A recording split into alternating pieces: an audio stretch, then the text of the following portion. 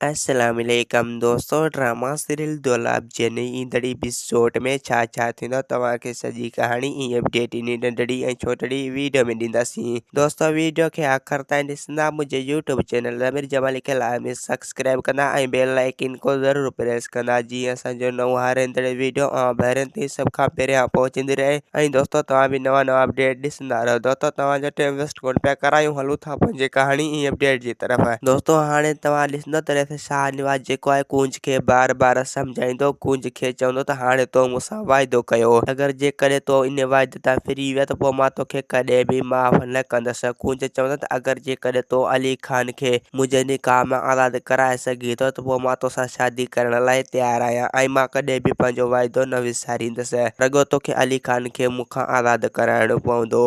ऐं ॿिए पासे दोस्तों हाणे तव्हां ॾिसंदो त मुराद जेको आहे हाली फ़िलहाल जेको आहे तमामु सख़्तु क़दम न खणंदो ऐं मुराद अली खान खे चवंदो त जेसीं ताईं असां पीरियल खे आज़ादु नथा कयूं, जेसीं ताईं असां कुझु बि नथा करे सघूं। अगरि जेकॾहिं असां को सख़्तु क़दम खयों त पोइ इन में पीरियल मारियो वेंदो ऐं पोइ पीरियल जो खून लुड़ी वेंदो। जे करे असांखे पहिरियां सोचे सम्झी पोइ क़दम खणणो पवंदो ऐं असांखे जेको आहे पहिरियां पीरियल खे आज़ादु कराइणो पवंदो ऐं बक़ाया कमु पोइ ॾिसी वठंदासीं ऐं पोइ रेत शाहनवाज खे बि मुंहुं ॾेई वेंदासीं। ऐं ॿिए पासे दोस्तों हाणे तव्हां ॾिसंदो त रिज़न ऐं ककर हाणे इहे वेंदा रेस मंसूर जी सनवाई ते ऐं हू केस तां बि हथु खणी वेंदा ऐं पोइ रेस मंसूर खे आज़ादु कराईंदा, जेको ही रेस शाहनवाज खे मुंहुं ॾींदो। जनी रेज़न वारा इहो पिया चाहिनि त रेस मंसूर जेको आहे रेस शाहनवाज खे सोढ़ो करे त पोइ असां उन में पंहिंजा मक़सद हासिल करे वठूं। उन जे करे पोइ हू केस तां हथु खणी ऐं रेस मंसूर खे आज़ादु कराईंदा। ऐं ॿिए पासे दोस्तों हाणे तव्हां ॾिसंदो त रेस शाहनवाज जेको आहे पीरियल मथां ॾाढो ज़ुल्म कंदो ऐं पीरियल खे चवंदो त तूं पंहिंजे भाउ मुराद सां फ़ोन ते ॻाल्हाए, जेसीं ताईं हू तुंहिंजे खे तलाक नथा ॾियनि, जेसीं ताईं असां तुंहिंजे मथां ज़ुल्म कंदा रहंदासीं। दोस्तों असांखे ॾींदा हाणे इजाज़त, वरी तव्हां सां मिलंदासीं के नई ईंदड़ वीडियो में। ख़ुदा हाफ़िज़।